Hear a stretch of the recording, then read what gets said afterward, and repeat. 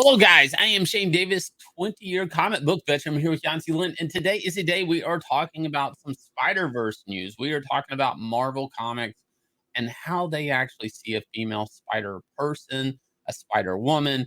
And before we get into it, I do want to ask you guys, if you will, look down below, hit like, subscribe, ring the bell for notifications, ads. This is official. We are on our way to 10,000 subs. Be a part of this journey with us. Hit like, subscribe, ring that bell for notifications. Now, Marvel Comics has made a decision to use Jessica Drew, aka Spider Woman, for Across the Spider Verse. But there's an interesting thing. Now, Jessica Drew's been controversial for a couple of reasons. One was the Monera cover, where people argued and it broke the internet. It was on TMZ that a woman can't arch that way, a woman can't bend that way because of over sexualizing her and all of this stuff, which obviously a woman can pose that way. It was a Spider Woman. She's crawling like a spider. It was not that big of a deal, but the internet blew up because it was over sexualizing her. So Marvel quickly said, in all new, all different, let's take Jessica Drew and let's make her pregnant, because that will shock people that there's a pregnant Spider Woman. She's got probably like 8 little spider egg babies that's going to crawl out. Oh, ew. But I mean, it was just weird. It's like she's going to, swing around, land, crawl, and have a belly. It just really didn't make sense. Now, people are going to say I'm body shaming, whatever. But look, I get she's a derivative character of Spider-Man. And people are going to be like, that's phobic. You can't say that. Well, Marvel's doubling down. So on top of now being pregnant for this movie, she is going to be black, because why not? Right? Mm. Because that's not a bad stereotype. A woman, a single mother, pregnant, not knowing where the daddy is or who the daddy is. Why not? Oh, and she's forced to make a living by swinging around while she's pregnant because somehow her other support network is missing. So let me point one thing out. When people say Jessica Drew is Spider Woman, this is what they think about. Right. This is Jessica Drew. And for some reason, they decide we're going to call this version of Spider Woman Jessica Drew.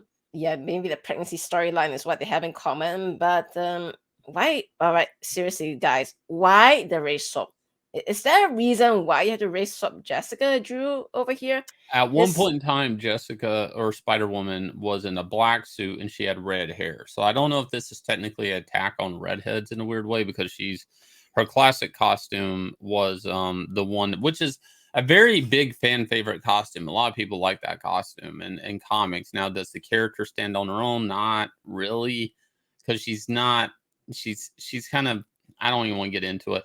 It does. You can look it up on Wikipedia if you want, but I've never really liked the character. That's all you need to know. I mean, she was in Avengers West Coast and some other things, but I've just never been fond of the character, but I do like the costume. Obviously, Marvel threw out the costume.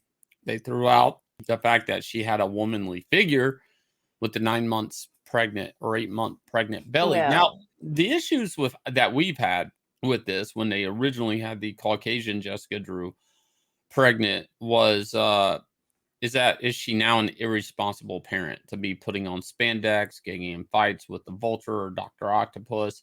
It's one thing to be a superhero and put your life at danger, but when you're putting the life of a unborn child at danger because you choose to fight crime, that's different. And I find it very weird that Marvel Comics, or the Marvel Cinematic Universe, however you want to put it, this animation that they're putting this in a cartoon. I'm a pregnant woman fighting bad guys. That's just odd. I mean, even landing is odd. Like landing with that amount of weight, that's odd. All right, as a formerly pregnant woman, let me tell you guys one thing. Once you're past pretty much a 5-6 months mark, walking alone becomes a problem. I do not want to imagine jumping, swinging, landing, arching, and geez. I mean, look at this pose. Do you guys have any idea what kind of pressure is being put on her bladder? I mean, I don't think about all the, I'm not going to say it. But all right, so guys, another thing, come on. You want to talk about having a black Spider-Man? That's great. You should go back to when you have the first Spider-Man in history, Valerie, a black Spider-Man, and kind of has the same aesthetic too. I mean, obviously the afro is not as crazy as the afro they have over here, But the Hmm. fact is that you already have a black Spider-Woman in your actual canon, your Spider-Verse canon. There's a real black woman. And for some reason, you must take Jessica Drew, take a pregnancy storyline, and slap it onto this race-swapped version of Jessica Drew. Okay, I can hear you guys now. You're like, oh, you just hate diversity. We are supposed to reflect the world outside ourselves when we create all these media characters and so on. Okay, well, then my question to you is, great. Did you know that half the world population is made up of Asians? Asians of all skin tones, all nationalities and everything.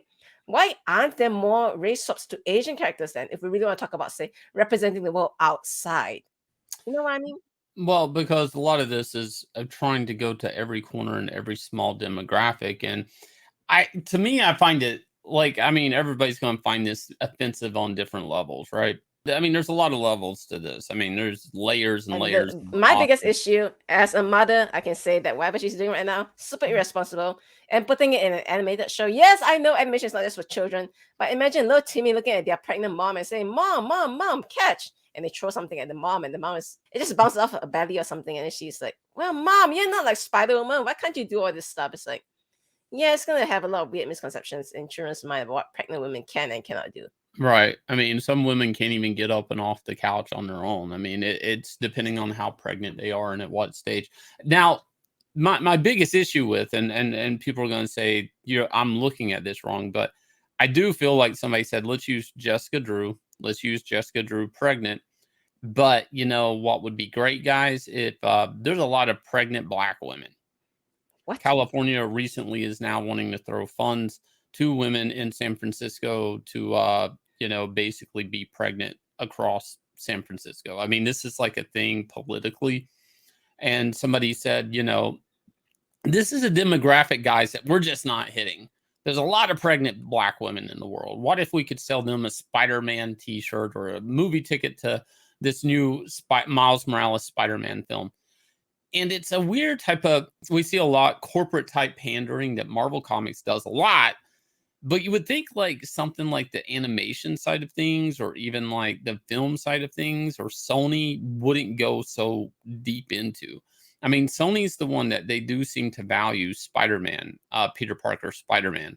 I did like the first, Miles Morales Into the Spider-Verse movie. It was okay. I only watched it once. I was more of a fan of the animation than the actual story. It wasn't bad, but I don't know if I need more of this. And if you are going to keep introducing like these key Spider-Man derivatives, okay, but at least stick to canon, at least stick to who they are and what they are.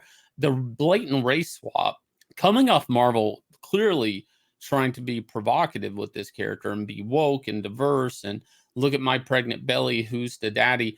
And that's the other thing too, is like if your standing point on this character being relevant is that she's pregnant, how long is that going to work?